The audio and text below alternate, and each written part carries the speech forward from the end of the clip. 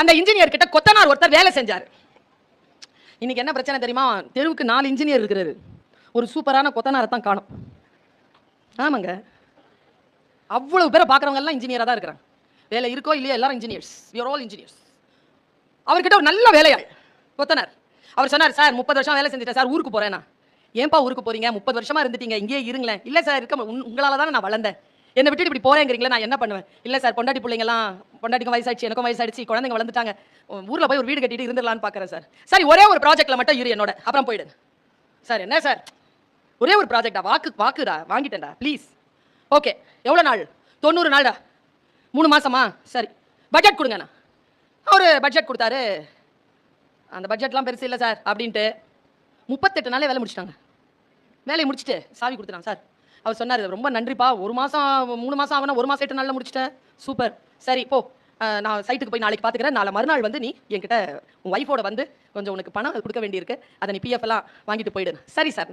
ஒரு நாள் கழிச்சு வராங்க, பூஜை அறைக்கு கூட்டிட்டு போய் மனைவியோட நிறுத்தி 2 பேருக்கும் வணக்கம் சொல்லி அந்த இன்ஜினியர் ஒரு தாம்பாள தட்டுல இந்த வீட்டு சாவியை எடுத்துட்டு வந்து, உனக்காக நான் வந்து எதுவுமே செய்யலடாப்பா, 30 வருஷமா வேலை செஞ்சிருக்கேன், உன் கையாலேயே உனக்கு வீடு கட்டி உனக்கு தரணும் அப்படிங்கிறதுக்காக இந்த சாவியை நீ எடுத்துக்கோ அப்படின்னு சொல்ல. இப்ப நாம எல்லாருமே சாவியை வாங்கினா கொத்தனார். ஒரே வார்த்தை தான், இது 38 நாளுக்கு முன்னால சொல்றது. சூப்பரா கட்டியிருப்பேன்ல, 90 நாளை வச்சு கட்டியிருப்பேன்ல, இப்படி அவசர அவசரமா போட்டு. நான் எங்க அம்மா சொல்லுவாங்க, இவர் சொல்லுவாருங்க, ஆட்டோ பின்னால எழுதி இருந்தது, கீழே இறை என்பது போட்டு இருந்தது, ரொம்ப மகிழ்ச்சி. குறுக்கு வழிகள் நீளமானவை. வீட்டுல போய் யோசிங்க, வீட்டுல போய் யோசிங்க. நான் டீச்சரா யோசிக்கிறேன், உண்மைதான். பிட்டடிக்கிற பொண்ணை பார்த்து இதை சொல்லணும்னு தோணும் எனக்கு. அந்த சனியனை படிச்சு தொலைச்சிடலாம், எங்க வைக்கிறதுன்னு தெரியாம எங்கெங்கயோ வச்சுக்கிட்டு. குறுக்கு வழிகள் நீளமானவை. நீங்க இயல்பா அன்பா இருந்துருங்களேன். அதனால்தான் அறிவு அப்படிங்கிற ஒரு சொல்ல பயன்படுத்துகிறார் வள்ளுவர், அன்புங்கிற சொல்லுக்கு பதிலாக. அறிவினால் ஆகுவது உண்டோ பிரிவின் நோய் தன் நோய் போல் போற்றா கடை. அடுத்தவர்களுடைய துன்பத்தை தன் துன்பம் போல் நினைக்காதவனுடைய அறிவு இருந்து என்ன, அவன் இறந்து என்னன்னு கேட்கிறார். அப்ப அது அறிவு அல்ல, அன்பு. அன்பாக இருப்பது புத்திசாலித்தனம். இந்த வார்த்தை எப்போ கிடைக்கும் நமக்கு? எங்க அப்பா அம்மாட்ட சண்டை போட்டு அவங்கள நாசம் பண்ணி அவங்க கிட்ட ஒரு சொத்து வாங்க முடியாது. அன்பா இருந்து பாருங்க, அவங்களே கொடுத்துருவாங்க. எங்க 5 பேர்ல நான் தான் வாங்கியிருக்கிறேன் சொத்தை. யோசிச்சு பார்த்தா அன்பா இருப்பது எப்பொழுதுமே மிக மிக நல்லது, மிக மிக ஆரோக்கியமானது. ஆனால் அதிலே ஒரு சிக்கல் இருக்கிறது. அந்த அன்பை வெளிப்படுத்துவதில் இருக்கக்கூடிய நிதானம் இருக்கு இல்லையா, அதில் சிக்கல் இருக்கிறது. பல நேரங்களில் நான் யோசித்து பார்த்திருக்கிறேன். இந்த மனதை சுத்தப்படுத்தி வைத்துக் கொள்வதுதான் ஒளி உறும் அறிவிற்கான அடிப்படை. மனதிலே அழுக்கில்லாமல் இருத்தல். நான் ஒரு குறள் சொல்றேன், வீட்டுல போய் முடிந்தால் இந்த குறளை உங்களுடைய டைரியில எழுதி வச்சுக்கோங்க. சாதாரணமா எல்லாரும் நிறைய பேர் குறள் சொல்றாங்க. எப்படிப்பட்ட குறள் தெரியுமா? எல்லாருக்கும் தெரிஞ்ச குறளையே சொல்லுவாங்க. மிக மிக நுட்பமான குறட்பாக்கள் நிறைய உண்டு. எங்க அப்பா சொல்லுவாருங்க, உருதுல சொல்லுவார். 2 விஷயம் சொல்லுவாருங்க, அதை உருதுல சொல்லுவார். दगा किसी का सगा नहीं है, करना है तो कर देखो, जिसने जिसने दगा किए हैं जाके उनके घर देखो என்று சொல்லுவார். என்ன அர்த்தம் தெரியுமா? துரோகம் இருக்குல்ல, யாருக்குமே சகம் கிடையாதான். சகம்னா தெரியல, சகோதரம்னா உதரம்னா வயிறு, சகம்னா கூட பிறந்தவன், ஒரே வயிறு. இந்த ஒண்ணு விட்ட தங்கச்சிங்கிறோம்ல, அது என்னது? ஒண்ணு விட்டது, ஒண்ணு விட்ட அண்ணன், ஒண்ணு விட்ட சித்தப்பா, எனிபடி? ஒன்றும் இல்லை, தாய் வயிறு, அது ஒன்று தான் விட்டது, மற்றதெல்லாம் அதே தான். இந்த சகம் அப்படிங்கிற ஒரு வார்த்தை இருக்குல்ல, தகா கிசிகா சகா நஹி ஹை, ஒருபோதும் துரோகம் யாருக்குமே சகம் கிடையாது. அது ஒரு செயின் ரியாக்ஷன் சொல்லுவார். எங்க போய் நீ பாருனா, நான் சொல்றதை நீ தெரிஞ்சுக்கணும்னா, யாரெல்லாம் துரோகம் செய்திருக்கிறார்களோ அவர்கள் வீட்டை போய் நீ பார் என்று முடியும் அந்த அந்த அந்த சொல். வீட்டை போய் பார்த்துட்டு வாங்க, யாரெல்லாம் துரோகம் பண்ணாங்க உங்க வீட்டை போய் பார்த்துட்டு. நான் யோசிச்சு பார்த்தேன், வள்ளுவத்தில் இந்த மாதிரி ஏதாவது இருக்கா? இப்ப எனக்கு உருது மொழி தெரியும் என்பதற்காக உருதுவிலே நான் சில விஷயங்களை எடுக்கிறேன். இதை என் தமிழ் சொல்லி இருக்கிறதா பாருங்க. ஒரு 3 நாளைக்கு முன்னால தாங்க இந்த குறள் படிச்சேன். நடுங்கி போனேன் அந்த குறள் படிச்சு, நடுங்கி போனேங்க. பாருங்க, என்னுடைய அம்மா ஒரு வார்த்தை சொல்லுவாங்க. யாருக்காவது சாப்பாடு போட்டோம்னு வச்சுக்கோங்களேன், சாப்பாடு போட்டவங்களுக்கு தெரியும், சாப்பிட்டவங்க நன்றியாவே இருக்க மாட்டாங்க, நன்றின்னு சொல்லவும் மாட்டாங்க. என் அம்மா சொல்லும், அவங்க வார்த்தையால நன்றி சொல்ல வேண்டாம் பாப்பா, நீ அதை எதிர்பார்க்காத. எப்போ நீ சோறு போடுறியோ, எப்போ அந்த சாப்பாட்டை அவங்க சாப்பிட்டாங்களோ, அவங்க வயிறு எப்போ குளிர்ந்துச்சோ, பிரபஞ்சத்திடம் போய் அந்த உன் நன்றி சேர்ந்து விட்டது, அது உனக்கு வந்து சேரும். யாருடைய வாயிலிருந்து நீ அதை எதிர்பார்க்க வேண்டிய அவசியமே கிடையாதுன்னு அம்மா சொல்லுவாங்க. இது ரொம்ப ஆழமான செய்தி. இது சொற்களில் இல்லை எதுவும், ஆனால் சொல்லை மிக ஆழமாக வைத்து சொல்லுகின்ற பொழுது, அது மந்திரமாக மாறுகின்ற பொழுது அதன் பொருள் மாறுபடுகிறது. பாருங்க, நான் குறள் படித்து நான் வியந்து போனேன். மறந்தும் மறந்தும் பிறன் கேடு சூழற்க, சூழின் அரண் சூழும் சூழ்ந்தவன் கேடு.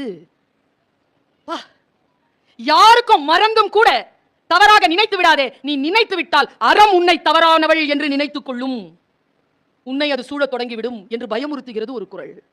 என் அறிவிலே நான் பல வெளிச்சங்களை பாய்ச்சிக் கொள்வதற்கு எனக்கு இந்த சொற்கள் போதுமானதாக இருக்கிறது. ஒரு செய்தியை நான் சொல்றேன். இப்ப சமீபத்தில் நான் தினசரி படிப்பவள்னு சொன்னேன். உங்க அத்தனை பேருக்கும் சொல்லுகிறேன், இங்க இருக்கக்கூடிய இளைஞர்களுக்கு சொல்லுகிறேன். ஏன் தெரியுமா? இன்றைக்கு வாசிப்பு பழக்கம் குறைந்திருக்கிறது. இங்க நிறைய பேர் புத்தகத்தை வச்சிருக்கிறாங்க. நானும் புத்தக பதிப்பாளராக இருந்தவள் தான், அண்ணனுக்கு தெரியும். ஒரு புத்தகம் ஒரு வாழ்க்கையை காவு கேட்கும். ஒரு புத்தக பதிப்பு ஒரு வாழ்க்கையை காவு கேட்கும். ரொம்ப சிரமம். ஒரு புக் வெளிவரது ரொம்ப சிரமம். புத்தகங்களை கொண்டாடுங்கள், புத்தகங்களை வாசியுங்கள், வாசித்ததை புரிந்து கொள்ளுங்கள். 800 பக்க புத்தகத்தில் 782வது பக்கத்தில் 4வது பத்தியில் கடைசி ஒரு சொல் இருக்கும். அது மட்டும் தான் உங்களுக்கானதாக இருக்கலாம். ஆனால் அதற்கு நீங்கள் அந்த 800 பக்கத்தையும் கடந்தாக வேண்டும். இதை நாம் புரிந்து கொள்வது ஏன் தெரியுமா? இன்றைய இளைஞர்கள் சிரமப்படுகிறார்கள் புக் வாசிக்கிறார்கள். இளைஞர்கள் மட்டுமே, நான் பெரியவங்க மட்டும் வாசிக்கிறாங்களா? ஒரு புத்தகத்தை முழுமையாக படித்து வாசித்த நினைவு எனக்கு இல்லவே இல்லை என்று சொல்லுகின்றவர்களை நான் தினந்தோறும் சந்திக்கிறேன். எனக்கெல்லாம் புத்தக வாசிப்பு என்பது எனக்கு ஒரு ரத்தத்தில் கலந்த ஒரு பழக்கம்.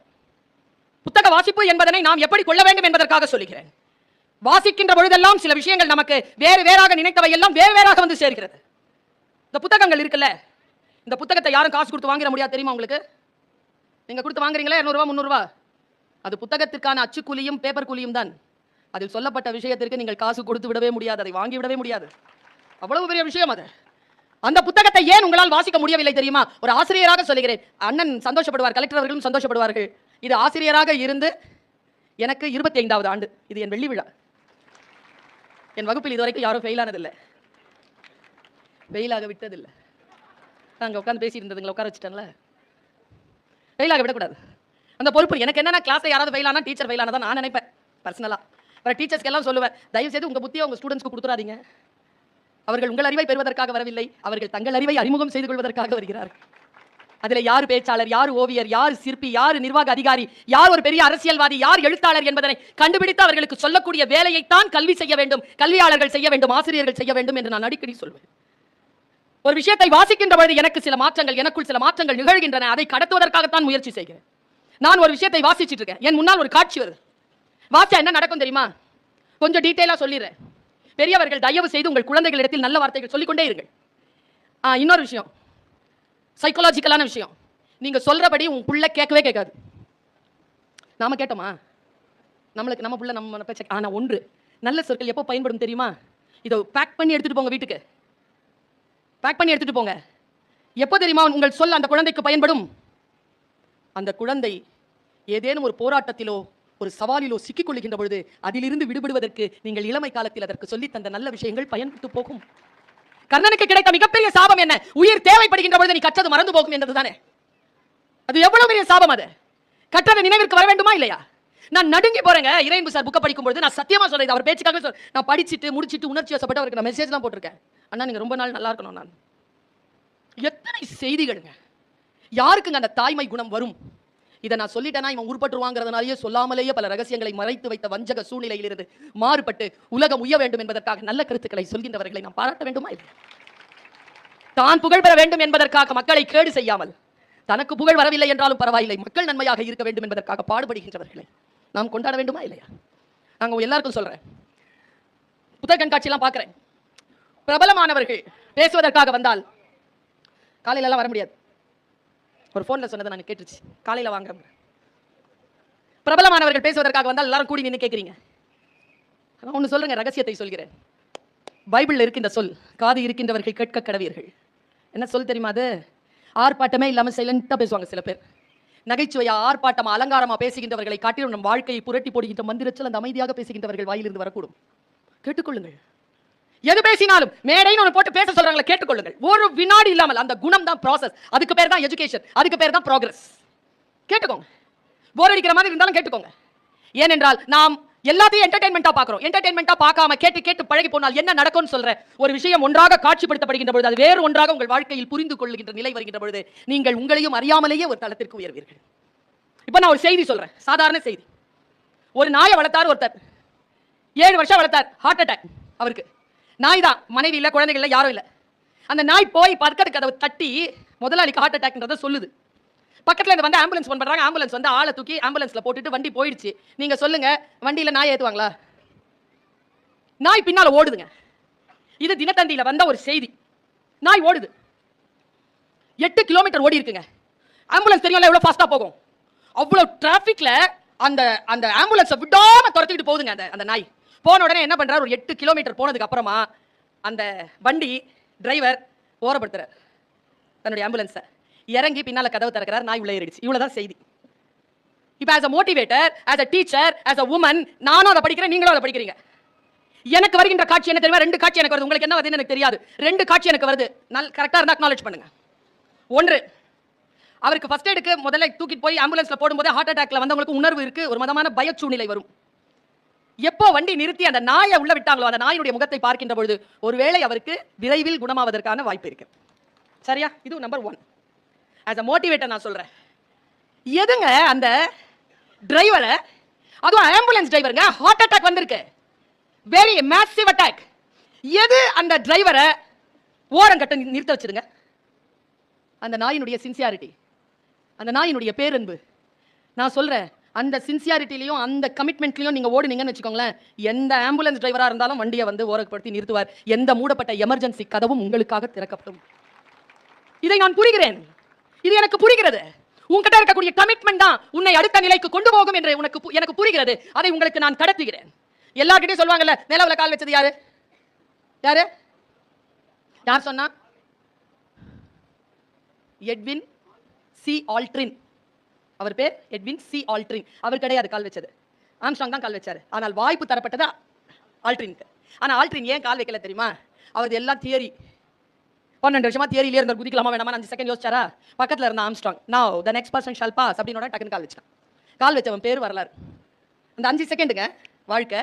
அது என்னன்னு பார்த்தா அவன் சீ மேனா, is not a space man. Deep sea டைவிங்ல பெரிய ஆள் அவன், கடற்படையில் இருந்தவன். அவனுக்கு தெரியும் ஆழமாக குதித்தல் என்றால் உள்ள என்ன இருக்குன்னே தெரியாம குதிச்சு பழக்கப்பட்டவனால now you shall pass அப்படினோட டக்குன்னு கால் வச்சான். வாழ்க்கை தான் நமக்கு வாய்ப்புகளை தருகின்ற பொழுது அந்த வாய்ப்புகளை புரிந்து கொண்டு அதை ஜெயிப்பதற்கான சூழ்நிலையை கொடுக்கிறது. நான் இதை சொல்லி நான் நிறுத்துகிறேன். என் மனசுக்குள்ள பல விஷயங்கள் இருக்கு. நேர நெருக்கடி, 3 பேச்சாளர்கள் இருக்கிறார். எனக்கான நேரம் சரியாக 7:30 மணிக்கு முடிகிறது. அதனால் இன்னும் 5 நிமிடங்களில் என்னுடைய பேச்சை நான் நிறைவு செய்கிறேன். 5 நிமிடம் கூட ஆகாது. ஒரு லெபார்டரியில ஒரு பெரிய அளவுக்கு ஒரு எக்ஸ்பெரிமெண்ட் நடந்துட்டு இருந்தது. அதுக்கு 50 லட்சம் ரூபாய் வந்து கிராண்ட். அது சீன நாட்டில் கண்டுபிடிச்சது. இங்க பண்ணீங்கன்னா உங்களுக்கு 50 லட்சம். அந்த அம்மா கரெக்டா போட்டுட்டே வருது, அந்த ரிசல்ட் வரல. கரெக்டா போட்டு அந்த ரிசல்ட் வரல. 6 மாசம் போட்டுருக்கு, ரிசல்ட் வரல. அவங்க அக்கா, அது கெமிக்கல் இன்ஜினியர்ல சாதா சிவில் இன்ஜினியர், அவங்க அக்கா சொன்னாங்களா, என்கிட்ட கூட நான் வந்து முயற்சி பண்ணி பார்க்குறேன். உனக்கு கெமிக்கல் என்ன தெரியும் கூட நான் பார்க்குறேன். பார்த்தா எல்லாமே கரெக்டாக இருக்கு. கரெக்டாக தானே இருக்கு எல்லாம். வெளியில வந்து லேட்டரல் திங்கிங், நல்லா தெரிஞ்சுக்கோங்க. Lateral thinking, analytical thinking, critical thinking, மூணுத்தையும் வச்சு யார் பேசினாலும் உங்களை பாருங்க, யார் எழுதினாலும் அந்த வார்த்தைகளை அப்படி படிங்க. சில விஷயங்களை தான் கண்ண மூடிட்டு நம்பலாம், சில விஷயங்களை ஆராய்ந்து தான் நம்ப வேண்டும். எனக்கு புரியவே இல்லை. புஷ்பா 2ன்னு ஒரு படம் வந்துச்சா, இப்போ லட்சக்கணக்கான மக்கள் போய் நிற்கிறாங்க. அதுக்கு இந்த அளவில் 10 மடங்கு இருக்கு, 10 இல்ல 100 மடங்கு இருக்கும். ஆச்சரியமா இருக்கு எனக்கு. என்னதுக்காக இந்த மாதிரியான கூட்டம் ஏன் அப்படி போகிறது? அதற்கான மனநிலை என்ன? அதே கூட்டம் தானே வாசிக்கிறது. அத மனநிலை என்ன? இந்த தேடலில் நான் இருக்கிறேன். அந்த அம்மா உட்கார்ந்துட்டு ஒன்னு யோசிச்சுது. ரூம் டெம்பரேச்சர்னு இருக்கு. நீ ரூம் டெம்பரேச்சர் தான் வச்சியா? ஆமா ரூம் டெம்பரேச்சர் எவ்வளவு? 27. ஓகே, இது எங்க கண்டுபிடிச்ச எக்ஸ்பெரிமெண்ட்? சீனா. என்னைக்கு? 2021. ஓகே, 2021 எந்த மாசம்? மார்ச் 7.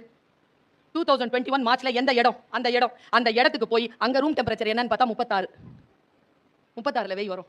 எரிஞ்சு சாம்பலாயிரும். வச்சுட்டு நீ வெளில வந்துரு காலையில். அது பாட்டுக்கு அந்த வேலையை செய்யும். அவன் லெபார்ட்டரியில் வச்சுட்டு அந்த அம்மா வெளியில வந்துருச்சு. அடுத்த நாள் பார்த்தா அந்த ரவுண்ட் அபவுட் வந்துருச்சு ரிசல்ட். ஏதோ ஒரு இடத்துல மிஸ் பண்றோம்ல, அந்த இடத்தில் நாம் கவனிக்காமலே விடுகிறீங்களா? அந்த பிளைண்ட் ஸ்பாட் இல்லாம இருக்கணும்னா தொடர்ந்து வாசிங்க. தொடர்ந்து வாசித்தால் ஒன்று நடக்கும். சுதந்திரமாக உணர்வீர்கள். நான் ஒரு சுதந்திர பெண், சுதந்திரமாக சிந்திக்கிறேன், சுதந்திரமாக வாசிக்கிறேன், சுதந்திரமாக உண்கிறேன், சுதந்திரமாக பயணம் செய்கிறேன். சுதந்திரமாக இருத்தல் என்பது எது? எங்க ஐயாவுக்கு தெரியும், மூசா ரஜா. அவரும் வந்து முதன்மை செயலராக இருந்தவர் ஜம்மு அண்ட் காஷ்மீருக்கு. பத்மபூஷன். பாபரி மஸ்ஜித் இடிக்கப்பட்ட பொழுது உயிர் கொலைகளை தடுத்ததனால் அவருக்கு பத்மபூஷன் விருது கொடுத்தது அரசாங்கம். எங்க காலேஜினுடைய சேர்மன் அவர் இருந்தார், இப்ப இல்ல, உயிரோட இல்ல. அவர் வந்து ஒரு புத்தகத்தை எழுதியிருக்கார், நிறைய புத்தகம். இவரை போலவே நிறைய புத்தகம் எழுதியிருப்பார், ஆனால் ஆங்கிலத்திலும் உருதுவிலும் எழுதியிருப்பார்.